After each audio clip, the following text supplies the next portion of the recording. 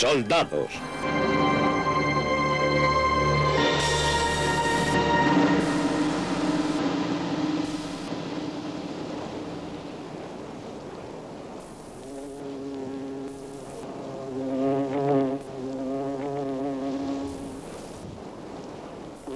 La guerra ha llenado el globo de campos de batalla.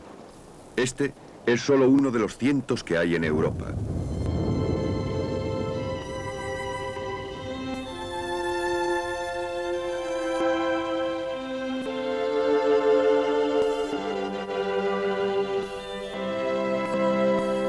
La guerra es una de las experiencias universales de la humanidad. Trasciende continentes y culturas, y es afortunada la generación que ha podido evitarla. Toca muchas vidas, desde el mero contacto con la foto en sepia de un pariente muerto ya hace tiempo, hasta las penetrantes sensaciones de la participación personal.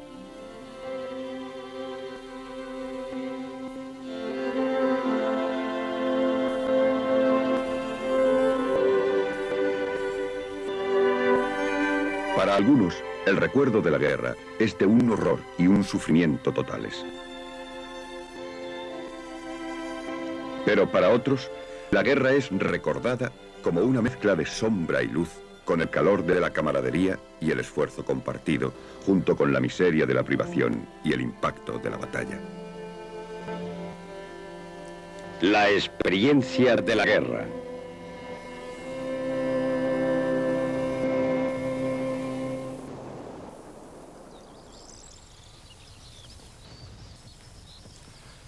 En la soleada mañana del día 1 de julio de 1916, el primer día de la batalla de Somme, a los hombres del primer batallón del regimiento Newfoundland se les ordenó que asaltaran las trincheras alemanas cruzando 100 metros de tierra de nadie. Era la segunda oleada. La primera ya había fracasado desastrosamente en buena parte del frente, pero era tanta su ansia, su inocencia, porque este era su bautismo de fuego, que salieron de las trincheras sin titubear y con gran valor avanzaron por este terreno despejado.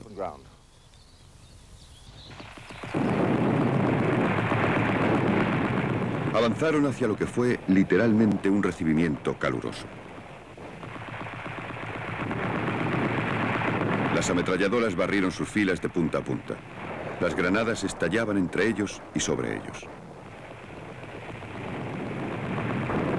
Los hombres eran acribillados, segados en dos, deshechos en pedazos.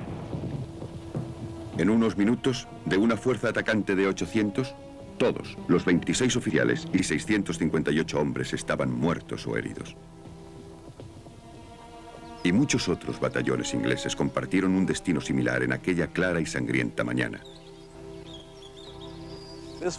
Fue una experiencia de la guerra en toda su devastación. La muerte o las heridas, en pocas horas, de 60.000 hombres jóvenes y ardorosos. Y para los que sobrevivieron, el recuerdo fue como una cicatriz.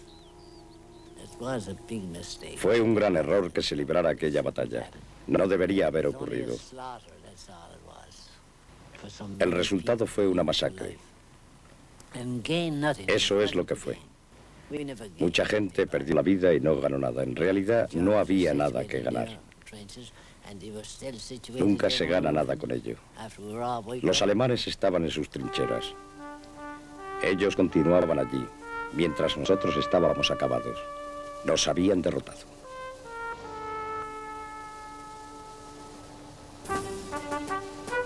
Newfoundland nunca ha dejado de llorar a sus jóvenes muertos en el Somme.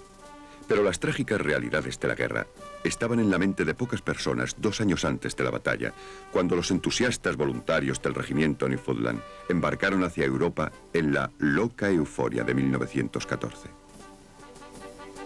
Tuvimos una despedida emocionante.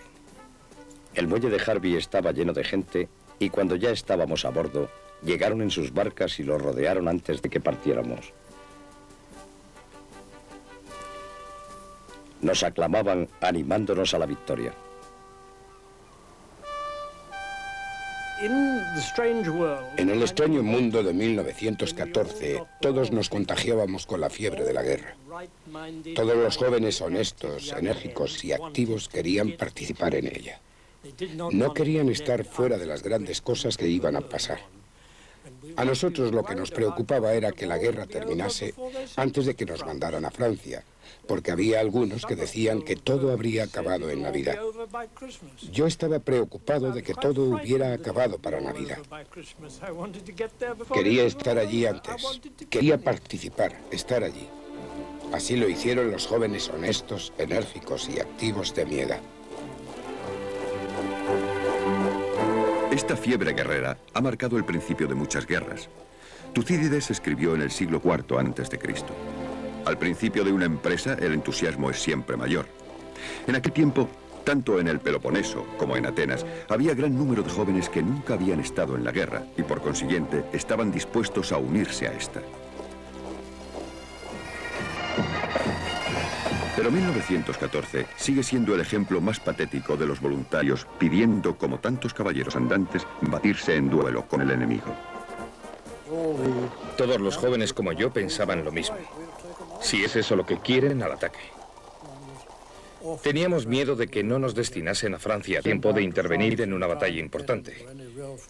Eso era lo que deseábamos en aquel momento. Después, algunos cambiamos de opinión. Pero en principio, era eso, el deseo de ir.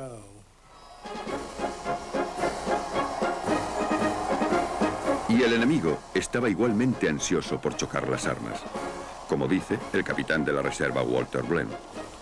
Toda la nación era una inmensa hermandad unida. Cuando comprendí el significado de todo ello, mi corazón se desbordó de alegría por la satisfacción, por la plenitud de la vida.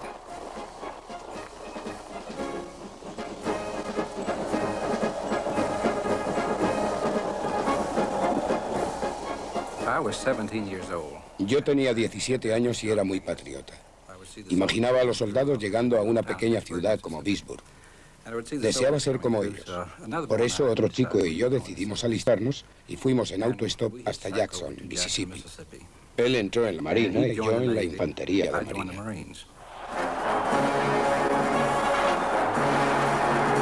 El entusiasmo patriótico y el deseo de probar que la nueva generación es tan buena como la anterior puede seguir produciendo esa intemporal y alegre respuesta al desafío de la guerra. Recuerdo que estaba entusiasmado con la guerra. Mi padre y mis tíos habían ido a la guerra y defendido su país. Yo sentía algo muy fuerte por América. Sentía que era un patriota y que eso era lo que había que hacer. Realmente creía que estábamos impidiendo la difusión del comunismo.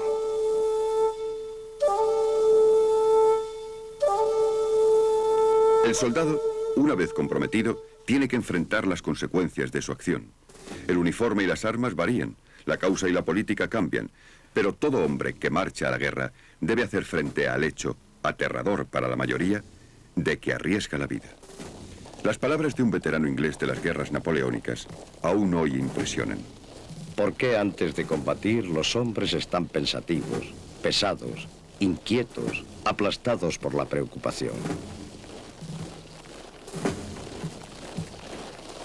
Un joven oficial, disponiéndose a combatir en Passchendaele, un siglo después, confiaba a su diario. Lo único de lo que no estoy seguro es de si me vendrá el viento en contra y lo acusaré. Tengo miedo de tener miedo.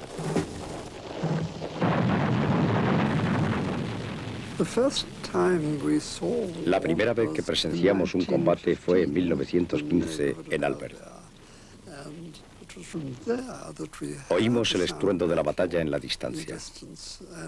Por la noche salimos todos los oficiales y vimos la más maravillosa exhibición de fuegos artificiales, porque cada 5 salvas más o menos había una bala trazadora.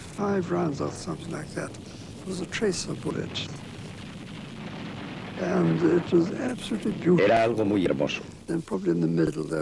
Luego lanzaban una granada estrella que desciende muy lentamente e ilumina todo a su alrededor. Era algo maravilloso, bellísimo, si es que hay algo que se pueda llamar bello en la guerra.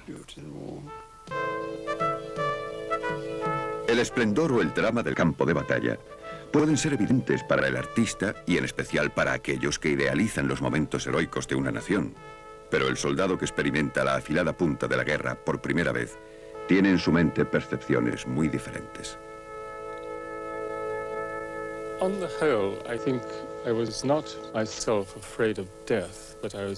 En realidad no es que tuviera miedo a morir, pero me horrorizaba el sufrimiento desde que caes herido hasta que mueres. Esa era una parte. La otra era el miedo al deshonor ante los hombres a los que mandas. Yo no creo que hubiera miedo a la muerte. Había miedo a quedar lisiado hasta tal extremo que el dolor te impidiera enfrentarte a ella con valor. Creo que estás asustado durante todo el vuelo, pero estás preparado para reaccionar ante ciertas situaciones, como si fueses un robot. Por eso, aunque tengas miedo, sigues adelante y haces lo que tienes que hacer. Tienes que ser capaz de pilotar el avión.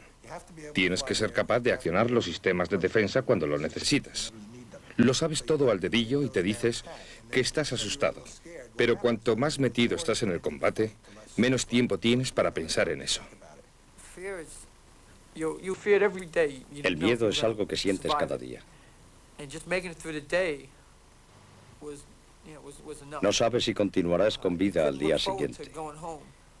No puedes calcular la fecha en que volverás a casa, porque pueden pasar semanas y meses. Y el último día puedes caer herido y morir. No puedes hacer proyectos. Es como decir, solo me quedan unos meses o unos días porque he visto a mucha gente hacer eso y acaban volviendo a casa, pero metidos en una bolsa de plástico. Cuando los hombres llegan al campo de batalla, deben hacer frente al hecho de que su deber es matar a otros hombres. Estaba tratando de localizar al enemigo y vi a uno en un árbol, justo frente a mí. Disparé y sé que le alcancé, pero no sé qué fue de él. Sentí una sensación poco habitual, porque yo no había matado nunca a nadie en mi vida. Pero así es como me entrenaron, y me alegré de que lo hicieran por la sencilla razón de que no quería que el enemigo llegara a nuestras costas.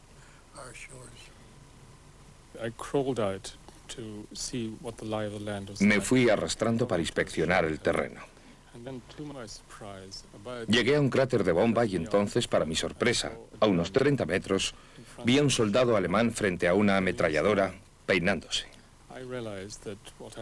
Mi obligación era disparar, así que cogí mi fusil, apunté, pero no funcionó.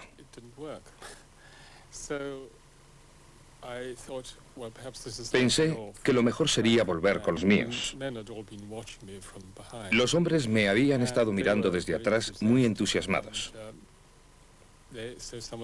Alguien me dio otro fusil, así que ya no tenía más remedio que arrastrarme para volver otra vez.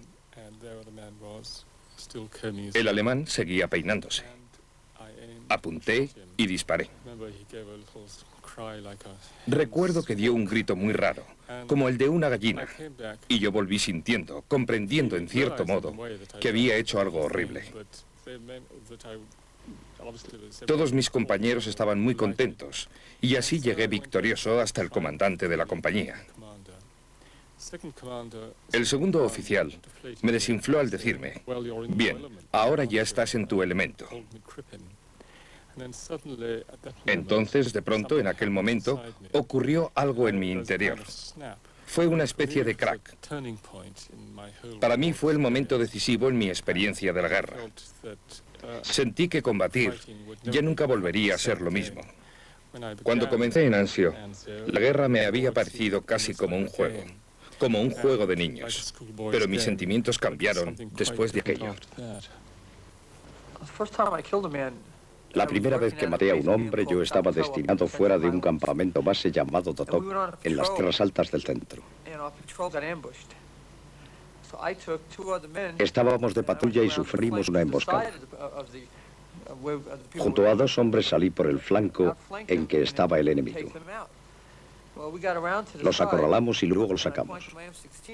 Con mi M16 apunté a uno de ellos. Se volvió hacia mí y le vi la cara. Me quedé helado porque era un niño. Yo diría que entre 12 y 14 años. Cuando me vio, se volvió contra mí apuntándome con un arma automática. Disparé las 20 balas sobre el chico y quedó allí. Luego solté el arma y lloré. No podía creer que este era el tipo de soldados con los que teníamos que luchar. Teníamos que luchar en algunos casos contra niños. Era incomprensible. Los soldados son víctimas tanto como ejecutores. La guerra puede matarlos a ellos o a los compañeros con los que se han entrenado, desfilado y combatido.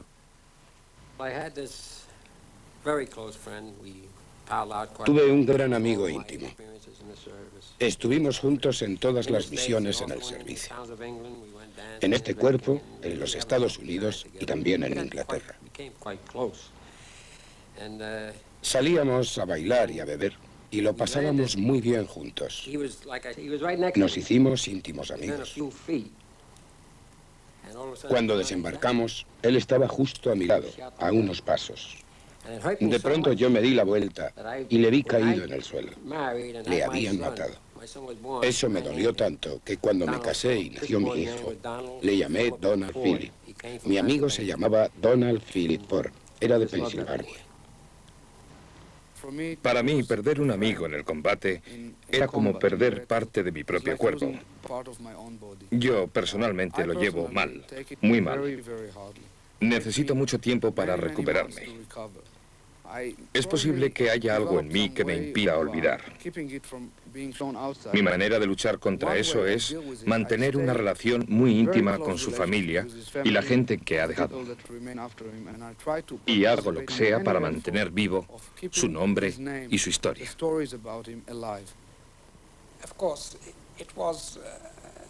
Era algo horrible cuando salías y otra tropa había estado en acción allí antes. Te enterabas de que alguien que conocías había muerto y eso era como si te pegaran un balazo. Pero también había un sentimiento contrario de que no había sido tú. Y esas dos cosas chocaban. Pensabas que habías sobrevivido.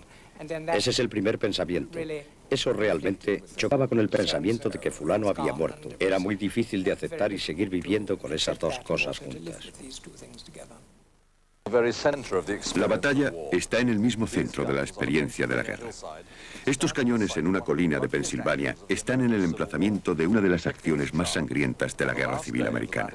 La carga de Pickett en el último día de la batalla de Gettysburg en julio de 1863.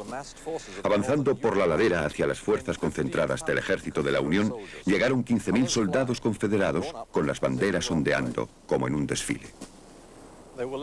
A menos de 200 metros, la infantería y los artilleros abrieron fuego. Cuando las balas de fusil y de cañón cayeron sobre aquellas apretadas filas, un alarido surgió del campo, por encima del fragor de la batalla. Un coronel del ejército confederado habló del fuego sacudiendo a sus hombres, como si hubieran sido golpeados por algún poder invisible, alguna gran fuerza física. Pronto no se pudo ver virtualmente a ninguno de los atacantes. Un testigo ocular dijo que la masa de hombres en marcha parecía más una nube de humo y polvo moviéndose que una columna de tropas. Lo que ocurrió en esa nube movediza, lo que ocurre en cualquier batalla, es algo más allá de lo descriptible. Pero si tratamos de comprender la guerra, debemos tratar de asomarnos a esa nube para darle algún sentido a la batalla, la experiencia definitiva de la guerra. Los hombres reaccionan de distinta forma en la batalla, desde una aturdida insensibilidad hasta una excitación aguda, casi sensual, todo en el contexto de las a menudo desconcertantes condiciones del campo de batalla. Un oficial de las guerras napoleónicas escribió: no podíamos saber con certeza lo que pasaba a nuestro alrededor. El humo limitaba nuestra visión a un alcance muy corto, así que mi batalla estaba restringida a los 2 cuadros de infantería adyacentes y a mi propia batería de cañones.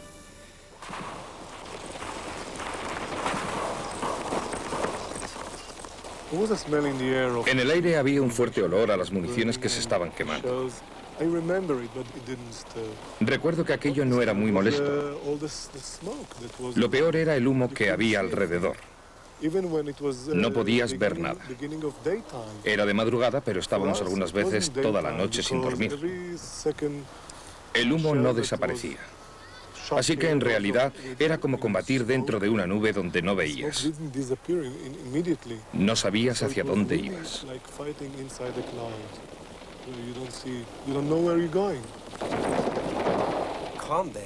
El combate es algo desorganizado. No es como se cuenta en las películas. La gente corre en todas direcciones. Has recibido las órdenes y el mando probablemente sabe a dónde vas, pero es un verdadero desorden. Pasan tantas cosas que te preguntas cómo puedes sobrevivir en aquel caos, incluso con todo el entrenamiento que has recibido. Es una gran suerte poder contarlo. Cuando te ves envuelto en un combate cuerpo a cuerpo, en cierta manera es similar a una bronca en un bar o a una pelea callejera con una pandilla. Pero en la guerra te juegas mucho. Es su vida o la tuya. Uno se siente como un animal acorralado. Tienes que matar para evitar que te maten. Esa era la principal razón por la que estabas allí.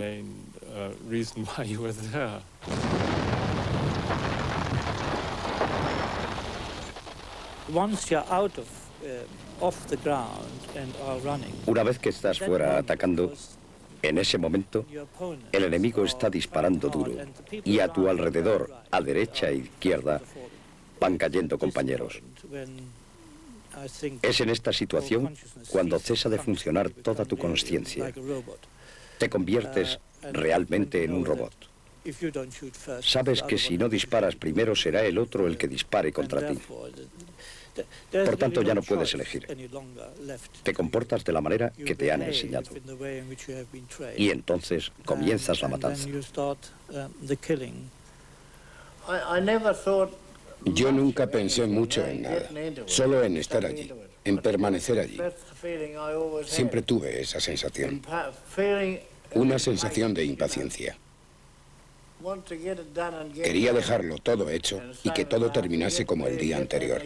Dejadme seguir matando. Eso era lo que pensaba siempre al final. Eso era todo. En mi caso descubrí que casi me salí del cuerpo y también descubrí que las cosas se hacían más lentas para mí. Así que realmente podía ver el problema. No corría ni se ponía borroso para mí. Yo podía ver con mucha claridad y casi sentí que estaba comprando mi propio cuerpo. Y los cuerpos que estaba usando para ganar la batalla eran piezas que yo iba a mover. Era todo pasión. Pero John sentía que había un medio para conseguirlo. Un modo adecuado de hacerlo. Una manera menos costosa. El enemigo contra el que lucha el soldado es también un ser humano, un semejante, hundido en el mismo torbellino mortal. Los soldados a menudo reconocen esta común humanidad mucho más que los civiles que les vitorean en la calle. Un americano lo descubrió en Sicilia en 1943.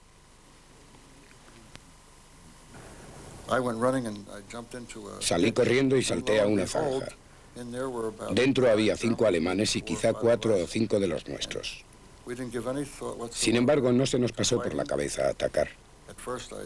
Al principio yo pensé que eran prisioneros. Luego me di cuenta de que estaban armados como nosotros. Estaban cayendo proyectiles. Nos encogíamos contra la pared de la zanja y los alemanes hacían lo mismo. Luego hubo una pausa. Sacamos los cigarrillos y nos pusimos a fumar.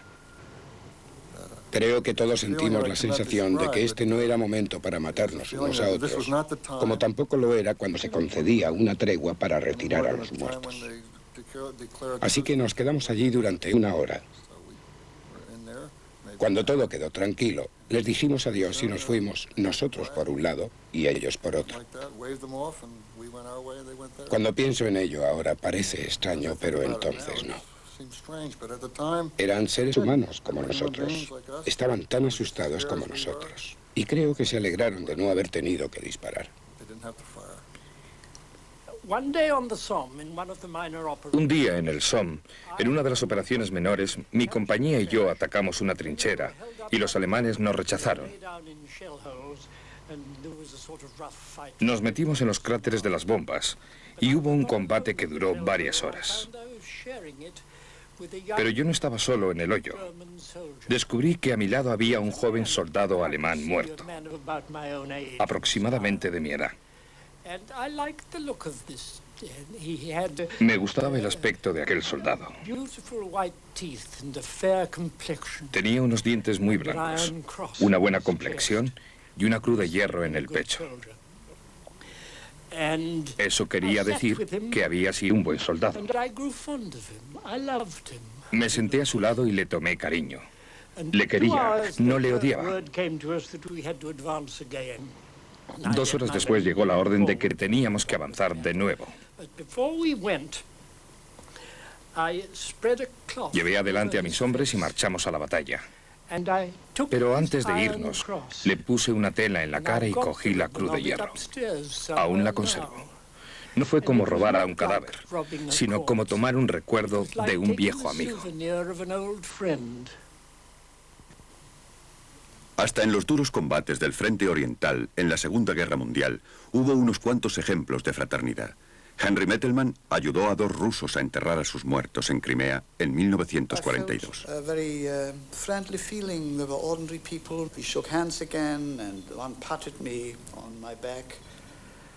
Sentí una gran sensación de amistad. Eran gente normal. Nos volvimos a dar la mano y uno de ellos me dio una palmada en la espalda. Nos despedimos mientras volvíamos a nuestros hoyos. Luego me llamaron para llevar un camión oruga para transportar a los heridos. Así que estuve fuera durante un tiempo. Más de 1 hora quizá. Luego volví a la colina donde se desarrollaba la batalla. Cuando llegué se había terminado y me alegré mucho de ello. Le pregunté a mis compañeros por el resultado final y me dijeron que von Manstein había traído los carros de combate desde la retaguardia. Unos carros muy especiales. Nuestro mariscal de campo arrolló las líneas rusas como si fueran una alfombra. Todo terminó enseguida. Habían muerto algunos de mis amigos, pero como soldado uno se acostumbra a todo. Pregunté por los rusos con los que había estado hablando. Me dijeron que habían muerto. Quise enterarme de cómo había ocurrido y me lo explicaron.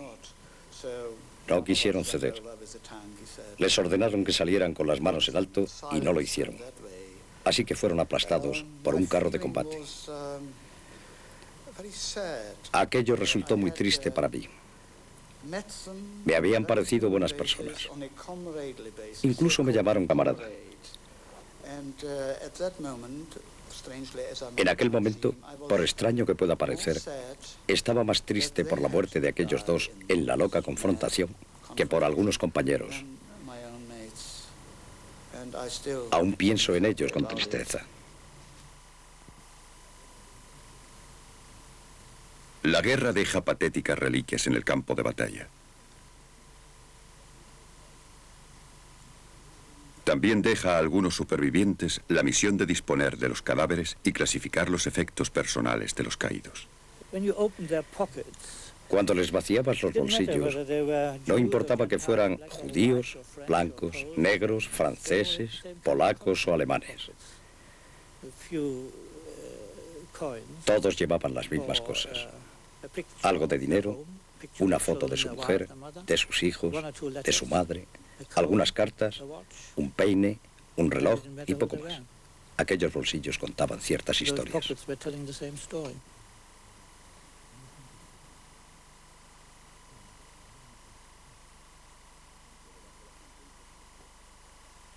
Pero bajo las intensas presiones de la guerra, los hombres pueden llegar a deshumanizarse. La licencia para luchar y matar puede convertirse también en una licencia para la atrocidad.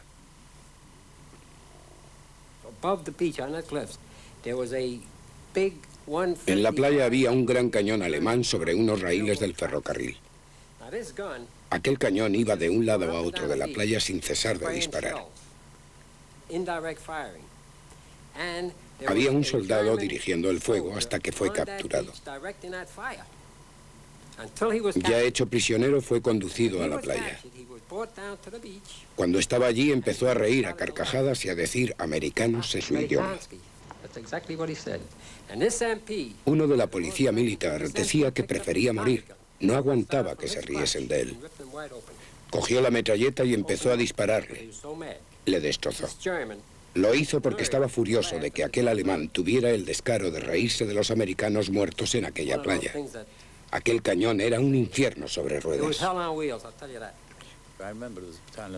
Recuerdo que vi un batallón de Seaford en la misma brigada. Pasaron por nuestras posiciones para ir al ataque.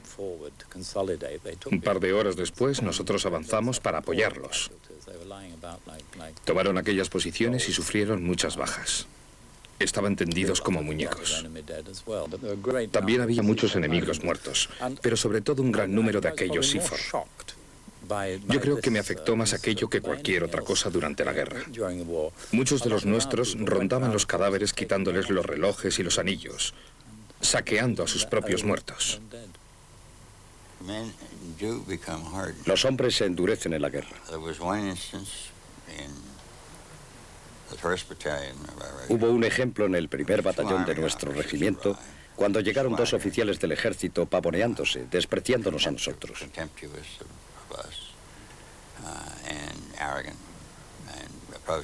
Se acercaron al corredor del frente preguntando dónde podían tener una buena vista de la acción. Un sargento les dijo, solo tienen que torcer esa esquina a la derecha. Los 2 torcieron la esquina a la derecha y murieron. Aquello fue deliberado. Yo descubrí que eso era una experiencia deshumanizadora en un tiempo en que la vida no valía nada. Poníamos trampas explosivas en los cuerpos. Llegábamos a un pueblo y entrábamos en las casas. Había mujeres y niños, pero no importaba, lo destrozábamos todo. Yo no hablaba aquel idioma. Sabía decir Didi, que quiere decir fuera de aquí, y otro par de cosas muy sencillas como Kikun, que era su tarjeta de identidad. Todo el mundo tenía la tarjeta de identidad. Estaba escrita en vietnamita y lo único que se entendía era la fecha de nacimiento. Algunos de ellos parecían mucho más mayores de lo que realmente eran. Recuerdo que veíamos a las mujeres llegar al poblado cargadas con sus productos. No teníamos que detener a todo el mundo, pero siempre cogíamos a la mujer que iba más cargada. La deteníamos y hacíamos que nos enseñara su tarjeta y luego, cuando lo había hecho, que recogiera todo y se fuera. Todos creíamos que eso era muy divertido, que podíamos hacer lo que nos diera la gana. Teníamos ese poder sobre la gente y podíamos entrar en sus casas y registrarlas. Nos enorgullecemos de la democracia y tenemos una constitución que prohíbe el registro ilegal y la detención. Y sin embargo allí lo hacíamos. Íbamos a una casa y hurgábamos en sus cosas personales buscando armas o cualquier otra cosa. Y si sospechábamos que era un poblado hostil, quemábamos las casas.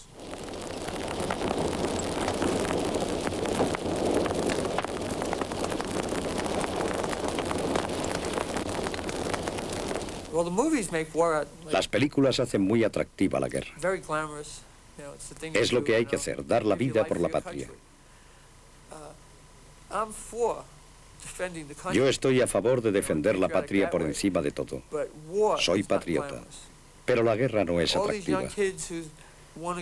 Todos esos chicos que quieren ir a la guerra y matar a toda esa gente no comprenden que tienen tantas posibilidades de morir como de matar a alguien. Con esa cantidad de bombas cayendo a tu alrededor, te gustaría estar en cualquier parte excepto en la guerra.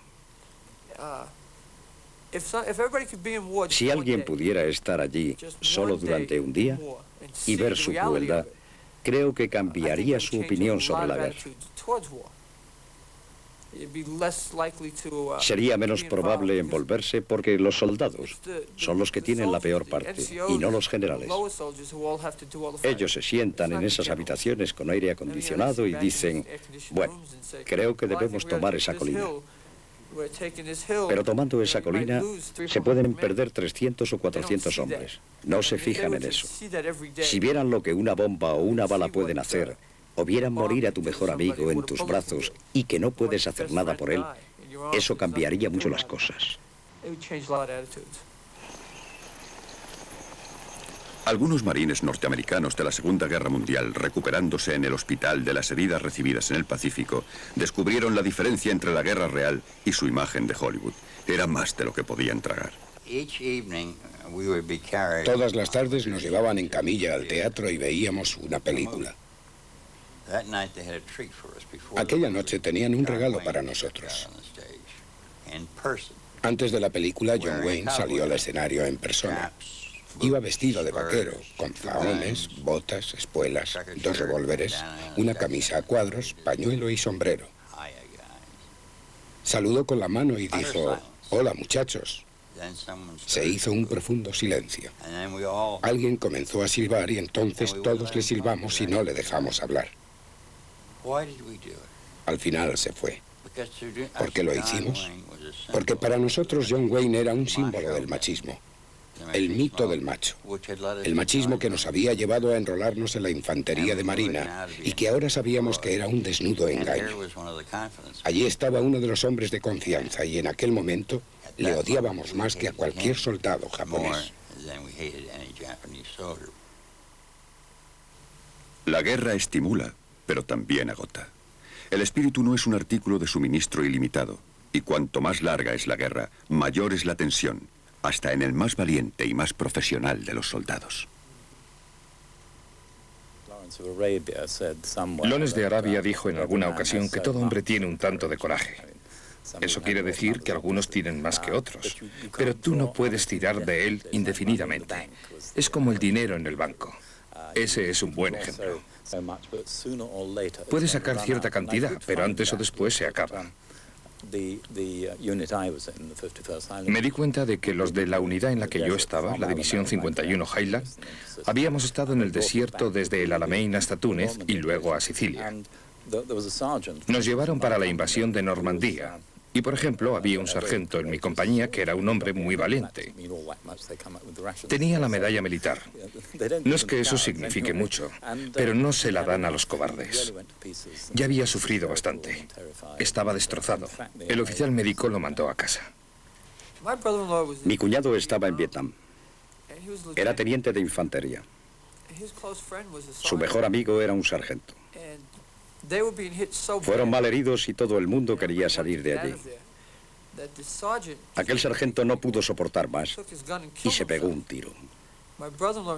Mi cuñado tuvo que escribir la carta a su madre.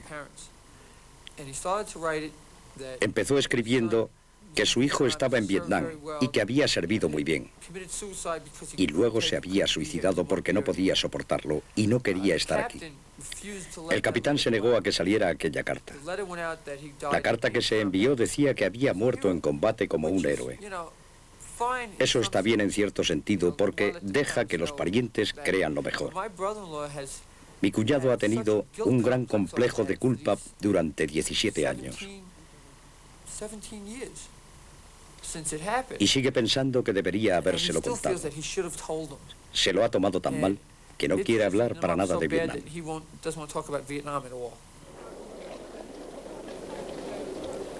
La guerra no es un largo acto de combate. Tiene sus momentos risueños, hechos memorables por la camaradería y una clase de humor especial. Hay una historia memorable sobre un sargento de artillería que estaba hablando a sus hombres en Saipán y les dijo: es una jungla horrible. Hay arenas movedizas, serpientes y bichos que transmiten enfermedades. El soldado Bob Turner dijo: bueno, sargento, si eso es verdad, ¿por qué no dejamos Saipán a los japoneses? El humor era extremadamente importante. Todo estaba basado en la camaradería. Yo tenía un amigo llamado Charles Newton que era muy simpático. Estaba siempre gastando bromas. Recuerdo que oímos a los alemanes y él gritó: «Callaos, no podemos dormir». Todos nos echamos a reír.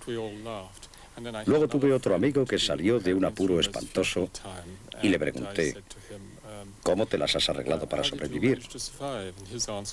Su respuesta fue: «Con whisky». Llevaba una cantimplora llena de whisky. Siempre había bromas así. La verdad es que no podía sobrevivir sin un poco de humor. Una chispa de sorprendente buen humor que brilló incluso en las trincheras de la Primera Guerra Mundial. Un subalterno inglés escribió: «No ha existido nunca una criatura más alegre, filosófica y amable que el soldado inglés.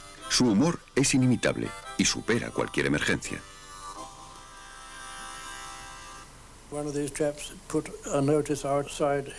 Uno de los soldados puso un letrero a la entrada de su refugio: Villa Olma. El general de brigada pasó por allí y le preguntó: ¿qué significa esto de Villa Otma? El chico dijo: señor, no me gustaría decírselo, señor. Vamos, cuéntamelo. ¿Qué significa Otma? Bueno, quiere decir: ocúpate de tus malditos asuntos. En la ruta de Kokoda, en Nueva Guinea, los australianos tenían que pasar por un sitio donde había un cadáver. Esto ocurrió después de la Primera Guerra Mundial. Había un cuerpo enterrado con un brazo fuera. Cuando pasaban, le daban la mano y seguían. Esa es la clase de humor negro que la gente realmente no comprende.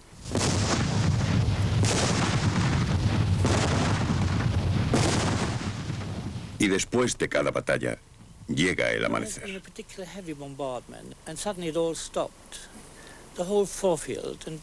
Cuando había un fuerte bombardeo y de pronto cesaba, todo en el campo a tu alrededor se llenaba con el canto de los pájaros. No te podías imaginar de dónde habían llegado aquellos pájaros, cómo habían podido sobrevivir a aquella matanza, o si habían aparecido de pronto. Pero estaban allí. El contraste era enorme. El efecto de esto era tan tremendo que olvidabas la experiencia de la noche anterior. El primer rayo de sol, el calor de ese sol, el canto de los pájaros, el hecho de estar aún vivo, te proporcionaba una gran confianza para seguir. Las batallas, las campañas y la guerra terminan, trayendo a quienes han pasado por ellas una inolvidable sensación de supervivencia, no importa lo que hayan durado. Y para los vencedores, la alegría de la victoria.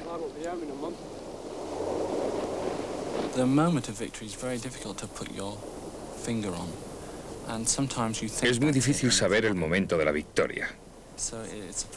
A veces crees que la has conseguido y no es así. Es huidiza. A lo largo de la noche me pareció en 2 ocasiones que la habíamos conseguido, pero no, porque ellos empleaban algún truco nuevo. Cuando realmente conseguíamos el objetivo, empezaban a bombardearnos y sufríamos más bajas. Y eso a mí no me parecía una victoria. El tiempo en las Malvinas era bueno. Era un hermoso día soleado y todos los que no estábamos heridos estábamos juntos tomando una taza de té, muy agradecidos por haber llegado a otro amanecer. Creo que aquel momento en el que el sol estaba calentando en la espalda, nos sonreíamos unos a otros. Ese probablemente fue el momento de la victoria. La agonía humana de la guerra no termina cuando suenan los últimos disparos. Los individuos y las sociedades tienen que enfrentarse con las consecuencias de la guerra, lo mismo que antes cubrieron las exigencias de hacerla. Y este es un lugar donde los recuerdos de la guerra son especialmente crudos. Este es el monumento a los muertos y desaparecidos de Vietnam en Washington. Los americanos vienen aquí a recordar a los que perecieron o desaparecieron en el otro extremo del mundo. Se levantó hace solo unos pocos años en un conflicto que dividió a la nación. De un modo curioso, la creación de este monumento ha cerrado algunas de las heridas dejadas por el Vietnam y ha ayudado a América a asumir su experiencia colectiva de aquella prolongada y amarga lucha.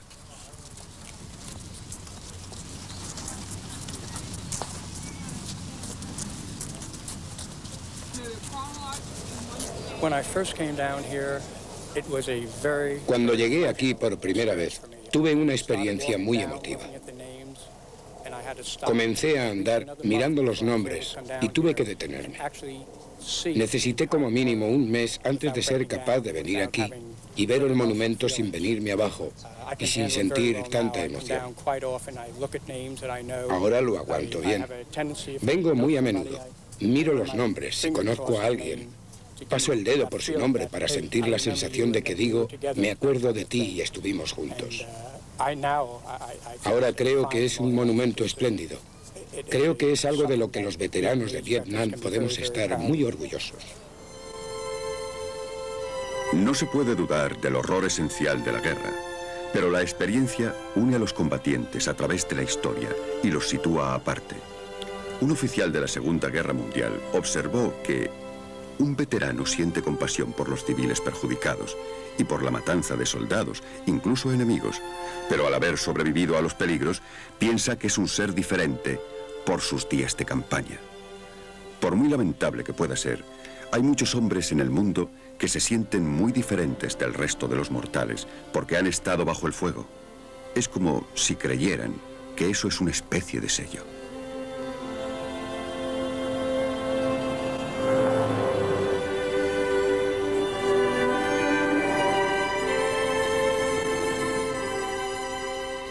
I wouldn't say I'd volunteer for it again, but we were Creo que young, yo no me presentaría voluntario de nuevo. and that makes a lot of difference. You know, Entonces éramos jóvenes y eso lo hace todo muy with diferente. her inside hanging out, it'd turn you up a lot. Si vieras ahora a alguien con las But tripas then, fuera, te it's afectaría part mucho. of the business.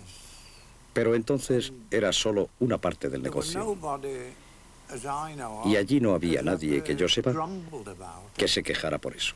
When we were up to the knees in Cuando mud and estábamos water, hasta las rodillas de agua y barro, you nos know, maldecíamos a nosotros mismos, 'cause a bit- pero no era una queja en not a serio. not a real grumble. Yo diría que los de Vietnam fueron años buenos de mi vida.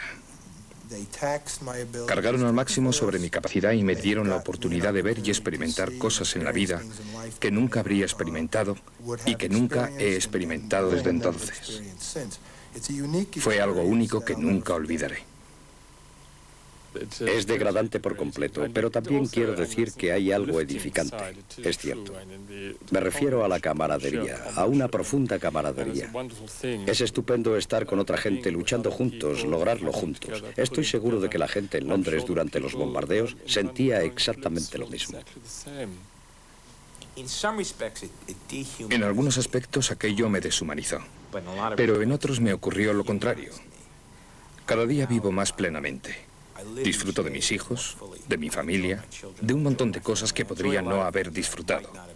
Dicen que el que sobrevive a los desastres conserva siempre el trauma de estos, pero vive cada día más plenamente. Eso es lo que a mí me pasa. Fue una experiencia horrible, algo que no podré olvidar jamás. Esta tarde he venido aquí en un taxi. El taxista comentó, parece que vamos a tener la Tercera Guerra Mundial.